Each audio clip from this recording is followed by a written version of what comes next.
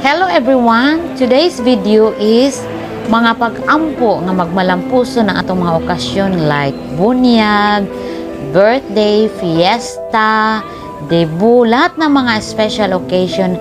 Ato gid i-pray nga una ang mga okasyon kasi di ta kay bawo sa mga panghitabo. Mas maayo man na nga unahon nato ang Ginoo kasi protektahan kita sa atong pagselebrar anang adlaw kay uban wa mahinayon ang pagselebrar kay naay mga panghitabo. Unahon gyud nato ang Ginoo bago maglingaw-lingaw. So ito ang mga pag-ampo, guide. Father God in heaven, thank you so much and thanks for everything. Dalaygon ka sa walay katapusan. Ako ikong pasalamatan, Ginoong Hesus sa langit nga nagmalampuso ng among pagselebrar ang pagpabunyag. Salamat, Ginoo. Nagmalampuson ang tanan.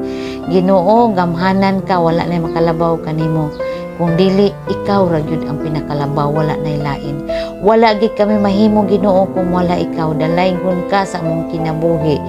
Thank you, Lord, for everything. Dalaygon ka. In Jesus' name, salamat sa tanan.